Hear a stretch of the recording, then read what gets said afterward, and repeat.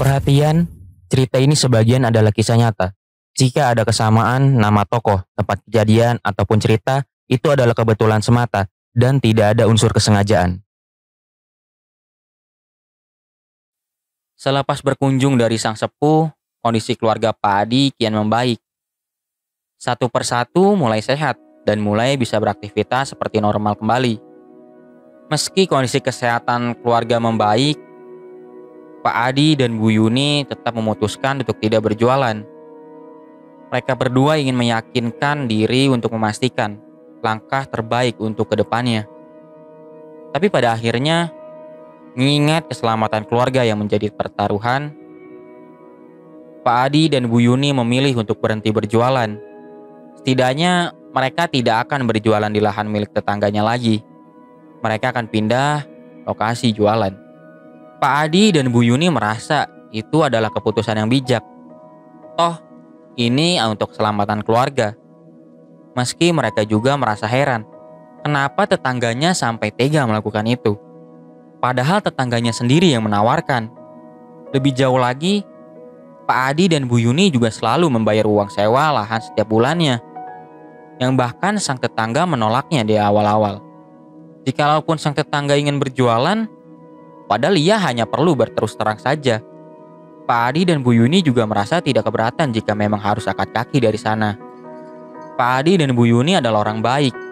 Karena itu, sudah sedari awal mereka sadar jika lahan itu bukanlah miliknya dan akan rela jika harus pergi.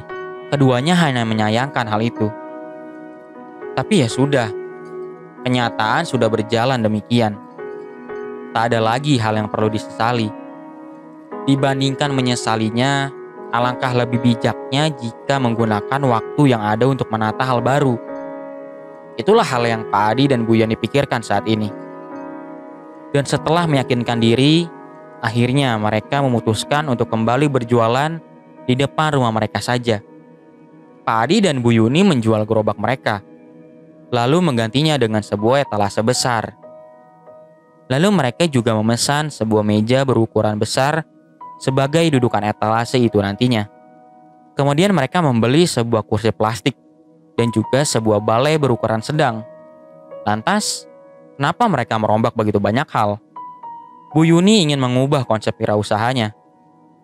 Memang masih dalam bentuk usaha kuliner, tapi beliau tidak mau berjualan nasi uduk dan kawanannya lagi. Beliau ingin mengganti konsep usahanya menjadi sebuah warteg. Karena itulah beliau mengganti gerobaknya dengan sebuah etalase besar, agar muat lebih banyak makanan yang bisa dipajang. Balai dan kursi tentu adalah untuk pelanggan yang ingin makan di sana nantinya. Bu Yuni tidak asal mengganti konsep usahanya begitu saja. Beliau benar-benar telah berpikir panjang demi sampai di titik ini. Beliau berpikir, karena lingkungan tempat tinggalnya dipenuhi oleh banyak kontrakan-kontrakan, berjualan lauk matang adalah peluang terbaik untuk di dagangan. Beliau yakin bahwa usahanya kali ini juga akan membuahkan hasil. Meski nanti dirinya berjualan bukan di pinggir jalan utama lagi, meski nanti dirinya berjualan hanya di sebuah gang, namun dengan penuh keyakinan, Bu Yuni yakin usahanya akan berkembang seiring berjalannya waktu. Kemampuan masaknya mumpuni, makanan yang ia hasilkan pun terasa lezat. Ditambah dengan dirinya yang berhasil menggait banyak pelanggan saat berjualan sebelumnya. Asal sabar dan konsisten, beliau yakin usahanya kali ini juga akan berkembang. Setelah semua persiapan siap, Pak Adi dan Bu Yuni langsung pergi ke pasar untuk membeli bahan. Selepasnya, mereka sekeluarga langsung menyiapkan segala yang dibutuhkan untuk diolah menjadi makanan. Mengupas, mengiris, menggoreng, menumbuk, merebus, juga hal lainnya mereka lakukan dengan kerjasama. Dan Bu Yuni sebagai juru masaknya mulai memasak makanan satu persatu. Meski tidur malam ini sangat kurang, tapi di pagi harinya mereka sudah siap membuka warung makanan sederhana mereka. Ini adalah hari pertama mereka mulai usaha lagi dari nol. Memulainya di lokasi yang tidak begitu menguntungkan. Dan sama seperti sebelumnya, tidak perlu mengharapkan banyak hal di hari pertama. Tapi sepertinya kali ini hal itu salah. Warung makan sederhana milik Pak Adi dan Bu Yuni sudah terlihat agak ramai meski ini adalah hari pertama. Mungkin ada imbas dari jualan mereka sebelumnya, hingga sudah banyak orang tahu asal itu Bu Yuni yang berjualan, apapun masakannya pasti terasa lezat. Sepertinya jualan Bu Yuni sebelumnya telah berhasil memberikan kesan sendiri di hati para pelanggan, hingga itu membuat usahanya kini lebih mudah mendapatkan pelanggan. Tapi tetap saja seperti kebanyakan wirausahaan baru, pasang surut tetap dialami Pak Adi dan Bu Yuni dalam menjalankan usaha. Hingga akhirnya setelah beberapa periode mendatang, usaha mereka pun kembali laris. Meski kini hanya berjualan di gang sempit, usaha milik Pak Adi dan Bu Yani sudah berkembang dengan pesat. Setiap pagi, dagangan mereka akan dipenuhi oleh orang yang akan sarapan sebelum berangkat kerja dan sekolah. Saat siang-siang, dagangan mereka akan dipadati oleh para karyawan pabrik yang istirahat makan siang. Saat sore, dagangan mereka akan disesaki oleh mereka yang baru pulang bekerja. Belum lagi saat malam, di mana banyak orang kontrakan yang akan memesan mie rebus atau kopi. Dengan melihat apa yang terjadi, jelas usaha milik Pak Adi dan Bu Yuni terasa sangat melelahkan. Tapi hasil yang didapati pun sepadan dengan rasa lelahnya. Tapi kembali lagi ke hukum alam di awal. Ketika sebuah pohon tumbuh menjulang tinggi, maka angin yang menerpanya pun akan semakin kencang menerjang. Hal yang sama kembali menerpa keluarga Pak Adi dan Bu Yuni. 3 bulan pertama mereka berjualan, semuanya masih terasa baik-baik saja. Di periode ini, pelanggan mereka sudah terlihat, namun masih dalam batas biasa saja. 6 bulan pertama mereka berjualan, semua juga masih dalam keadaan baik-baik saja. Di periode ini sudah banyak orang yang mulai tahu warung makan milik Pak Adi dan Bu Yuni. Pelanggan mereka mulai lebih banyak. 10 bulan pertama mereka berjualan, pelanggan datang kian lebih banyak. Dari sinilah dimulai teror-teror kecil. 1 tahun pertama mereka berjualan, jumlah omset menembus rekor baru. Itu artinya jelas mereka mendapat lebih banyak pelanggan. Mulai dari sini, teror-teror mulai terasa lebih intens dirasakan oleh keluarga Pak Adi dan Bu Yuni. Di saat-saat inilah mereka mulai jatuh sakit secara bergantian. Sama seperti sebelumnya, saat mereka berjualan di pinggir jalan. Tapi Pak Adi dan Bu Yuni tidak mau berburuk sangka. Mereka berpikir yang wajar-wajar saja, karena memang lumrah jika manusia jatuh sakit. Mungkin karena salah makan, atau mungkin juga karena kecapean. Pak Adi dan Bu Yuni mencoba berpikir logis. 1,5 tahun setelah mereka dagang, hal yang terasa mustahil di awal justru menjadi kenyataan. Usaha Pak Adi dan Bu Yuni sudah mencapai level baru. Tapi di saat yang sama, teror-teror juga mulai terasa lebih kacau. Bahkan pernah masakan yang baru saja jadi, tiba-tiba saja langsung basi dalam sekejap. Sehingga tidak bisa lagi dijual dan terpaksa dibuang. Sulit diterima nalar. Bahkan pernah juga, saat ingin buka warung, di bawah kolong meja etalase mereka sudah dipenuhi oleh belatung tanpa alasan. Atau rumah mereka yang dimasuki beberapa ular. Yang paling sering adalah mencium bau kemenyan saat tengah malam. Biasanya Bu Yuni dan sekeluarga tidur jam 1 dini hari. Karena begitu sering, mereka bahkan hafal betul bau kemenyan itu seperti apa. Apalagi jika sudah memasuki malam Jumat. Bukan hanya bau kemenyan saja yang menyerbak, tapi juga suara kicau burung yang terus berbunyi di atas rumah mereka. Jujur di periode ini, hidup mereka mulai merasa tak nyaman. Tapi mengingat begitu banyak kewajiban yang harus Pak Adi dan Bu Yuni penuhi, mereka tidak mau menyerah sedikit pun. Mereka terus melanjutkan usaha mereka tanpa gentar. Senjata mereka hanya satu, lawan teror-teror itu. Berserah diri kepada Sang Khalik. 2 tahun setelah dagang, ini adalah waktu saat ini. di mana warung makan sederhana Pak Adi dan Bu Yuni sudah berkembang dengan sangat pesat. Baik pagi, siang, sore, dan malam, pelanggan mereka seakan tidak ada habisnya. Teror-teror yang mereka rasakan juga kini terasa lebih keji lagi. Terutama kepada Bu Yuni, seakan teror itu adalah sebuah simbolisasi agar mereka menutup usaha dengan segera. Dan pada kenyataannya, memang benar seperti itu. Saat kembali menemui sang sepuh, beliau juga mengatakan bahwa banyak yang tidak menyukai usaha milik Pak Adi dan Bu Yuni. Teror datang dari berbagai arah. Dengan adanya warung makan milik Pak Adi dan Bu Yuni, warung makan lainnya menjadi kehilangan banyak pelanggan. Para pelanggan pindah ke lain hati. Alhasil, omset mereka menjadi turun. Imbasnya adalah keuntungan mereka pun ikut turun. Dan alih-alih bersaing dengan kompetitif, seperti yang dilakukan oleh Pak Adi dan Bu Yuni, pemilik usaha lain justru bersaing dengan cara yang tidak sehat. Ingin menang dengan cara yang instan. Meski licik, itu tidak menjadi masalah bagi mereka. Mungkin jalan pikiran mereka seperti ini. Siapapun yang mengganggu, maka harus dihancurkan. Padahal Pak Adi dan Bu Yuni berjualan secara jujur.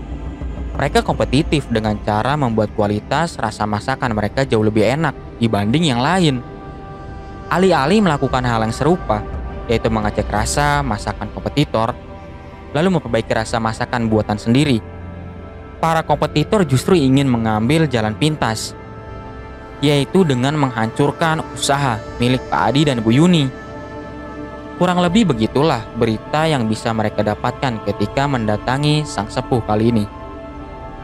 Tapi sekali lagi, baik Pak Adi dan Bu Yuni tidak ingin membalas mereka dengan keburukan. Pak Adi dan Bu Yuni legowo. Keduanya hanya ingin kesembuhan dan keselamatan saja. Biarkanlah hukum karma dari sang pencipta yang membalas mereka yang berperangai buruk. Setelah usai berobat, keluarga ini pun kembali seperti sedia kala. Hari lusanya, Pak Adi dan Bu Yuni kembali membuka usahanya setelah libur selama seminggu karena sakit.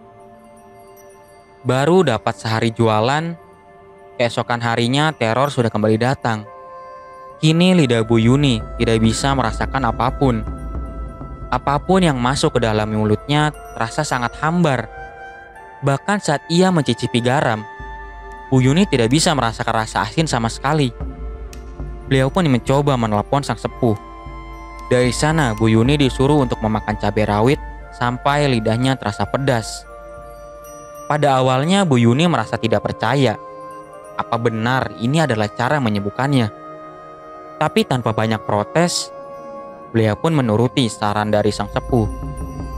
Satu persatu cabai rawit ia makan. Meski itu adalah cabai rawit, Bu Yuni dibuat heran karena mulutnya tidak sama sekali merasa pedas. Mengingat nasihat sang sepuh untuk memakan cabai hingga mulutnya terasa pedas, Bu Yuni terus melanjutkan hingga cabai ke-20. Sekiranya sudah memakan 23 cabai rawit, barulah beliau merasakan pedas di mulutnya. Setelah menunggu beberapa saat, Bu Yuni sudah kembali bisa merasakan cita rasa makanan. Dan anehnya, perut Bu Yuni sama sekali tidak merasakan efek samping dari memakan cabai sebanyak itu. Teror ini jelas untuk mengacaukan cita rasa makanan Bu Yuni dengan membuat lidah beliau mati rasa. Pastilah rasa masakannya akan menjadi tidak enak nanti. Pelanggan pun menjadi kecewa lalu pergi. Tapi teror di hari ini dapat diatasi. Warung pun tetap buka di keesokan harinya dan terus buka sampai beberapa hari kemudian. Tapi baru dapat 5 hari berjualan, Pak Adi dan sekeluarga kembali lagi jatuh sakit. Kini sudah seminggu terakhir Pak Adi dan Bu Yuni juga tidak berjualan. Bukan hanya satu orang, bahkan semua anggota keluarga jatuh sakit. Yang terparah adalah Bu Yuni. Beliau bahkan tidak bisa menggerakkan lengan kanannya. Digerakkan sedikit saja langsung terasa begitu nyeri. Entahlah cobaan apa lagi kini. Setelah menahan nyeri beberapa hari, Bu Yuni pergi ke rumah sakit bersama suaminya.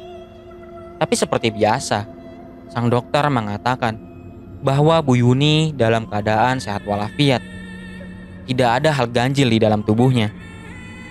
Berakhir nihil, mereka berdua kembali mendatangi sang sepuh. Seperti peristiwa lalu, sang sepuh mengobati Bu Yuni dengan metode yang sama, lalu menemukan beberapa jarum mantul di dalam telur itu.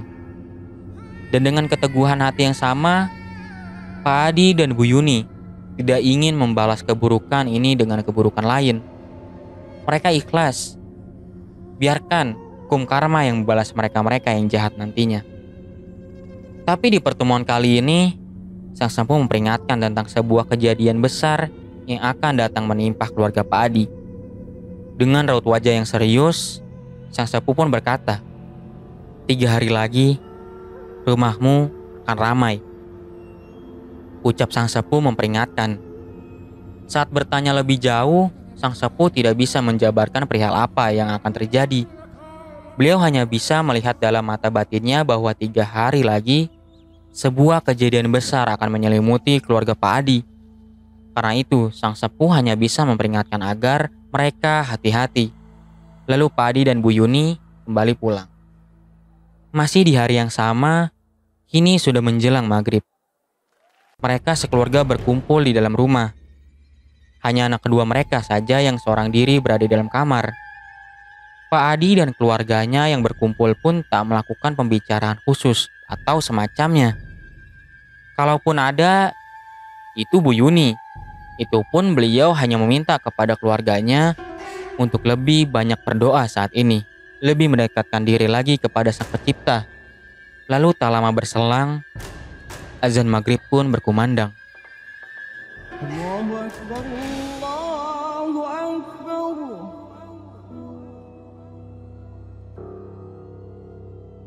Allahu Akbar, Allahu Akbar.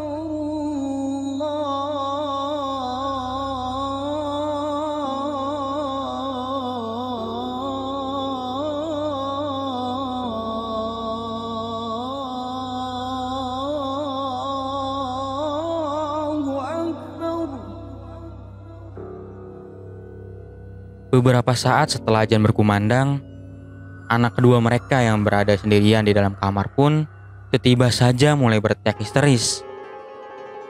Mereka semua yang sedang berada di ruang tengah langsung panik dan bergegas menuju kamar. Mereka pun melihat sang anak kedua yang bernama Dila teriak begitu ketakutan.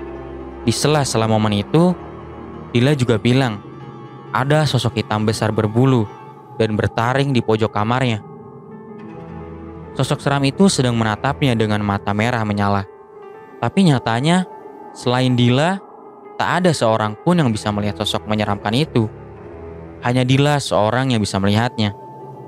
Bu Yuni pun langsung melantunkan ayat-ayat suci dengan maksud membuat sosok gaib itu pergi. Lambat laun, Dila pun berhenti histeris. Kini, Dila yang sudah terdiam, lalu meringkukkan tubuhnya. Kemudian, ia menundukkan kepalanya ke bawah dengan menjadikan kedua dengkulnya sebagai tumpuan. Dan sesaat kemudian, Dila pun berteriak keras. Kini Dila menjadi kerasukan. Ia kesurupan. Entah sosok gaib apa yang merasukinya. Dila terus berteriak kencang. Mulutnya terbuka lebar. Tangannya mengepal kuat. Tapi di saat yang sama, ia menitikkan air mata. Dalam beberapa saat, hal mengerikan itu terus berlanjut. Satu keluarga ini pun menjadi panik. Pak Adi dan Bu Yani mencoba menenangkan Dila, sembari membaca ayat suci. Anak pertama mereka mencoba memanggil seorang ustadz. Karena teriakan yang begitu menggelegar, warga sekitar rumah pun mulai berdatangan. Lalu seorang ustadz datang ke rumah. Beliau langsung bertindak cepat menyadarkan Dila yang sedang kesurupan.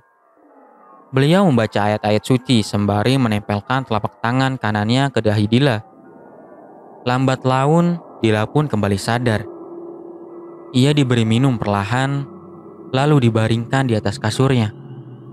Di momen ini, sang ustadz menjelaskan bahwa apa yang barusan dialami oleh Dila, perempuan berusia 17 tahun itu adalah sebuah kiriman. Sama seperti nasihat yang diberikan oleh sang sepuh, sang ustadz juga mengatakan hal sama, bahwa mereka harus berhati-hati. Pak Adi dan Bu Yuni mulai bercerita banyak hal kepada sang ustadz, perihal teror yang mereka alami beberapa waktu belakangan ini. Dari segi pandangan sang ustadz sendiri, dia juga percaya akan hal itu. Karena di mata sang ustadz, atmosfer rumah Pak Adi terasa sangat berbeda. Rasa dingin dan senyap, seakan sudah dikelilingi oleh banyak hal jahat di sekitarnya yang sudah siap untuk mencelakai mereka. Di akhir pertemuan, sang ustadz sekali lagi memberikan nasihat kepada mereka untuk lebih waspada, lebih berserah diri, lebih yakin bahwa sang Khalik akan membantu keluarga mereka dari cobaan ini. Pak Adi sekeluarga pun berterima kasih atas nasihat tersebut, juga bantuan yang sudah sang ustadz berikan. Lalu mereka saling mengakhiri dengan ucapan salam. Namun setelah kejadian hari ini, Dila selalu menjadi kesurupan di setiap harinya. Setelah azan maghrib berkumandang, Dila pasti selalu kerasukan makhluk gaib setelahnya. Seakan-akan makhluk gaib tersebut sudah direncanakan untuk melakukan itu sejak awal. Entah apa tujuan si pengirim, mungkin bisa jadi ingin membuat Dila menjadi gila. Atau mungkin ini bentuk protes agar mereka menutup usaha. Entahlah mana yang benar, tidak ada yang bisa menerka niat jahat di dalam hati seseorang. Tapi yang pasti, keluarga Pak Adi terasa seperti kacau sekarang.